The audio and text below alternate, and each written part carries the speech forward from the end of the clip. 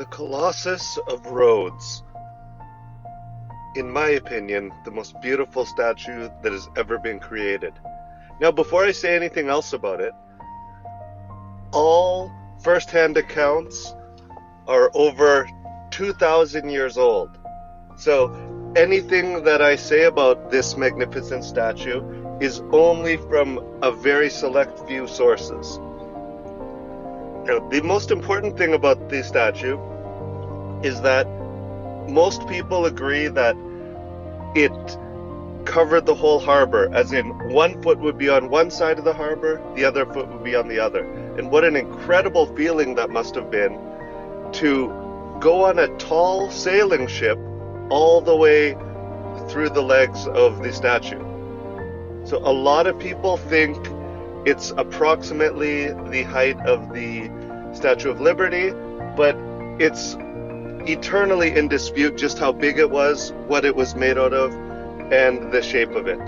The only thing that we can verify for sure is that it was built approximately 280 BC, and it fell only about 50 years later.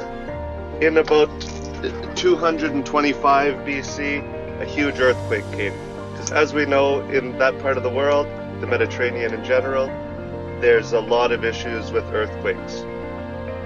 Now, some people also think that the statue had a flame in it was a male statue, as in the Statue of Liberty is clearly female. This was a male statue, and a lot of scholars seem to agree that it was used also as a lighthouse. So you would have probably the statue was holding up a torch, so it doubled as a lighthouse.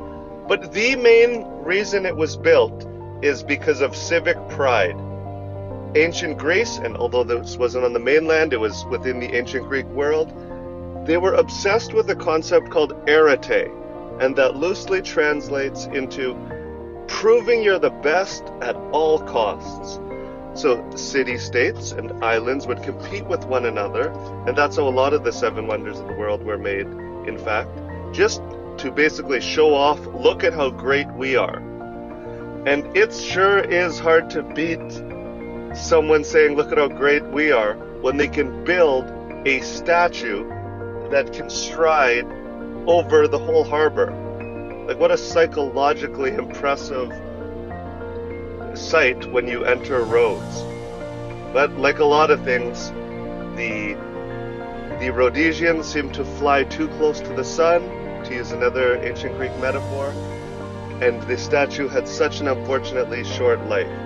They tried a few times to replicate it or put it back together, and it was never as successful as the original. Nowadays, it seems like it was just taken apart for spare parts after it fell. A sad fate for a magnificent statue. But who knows what great wonders we'll have in the future. The Statue of Liberty is a great icon of freedom, just like the Colossus of Rhodes was a great statue as an ode to greatness.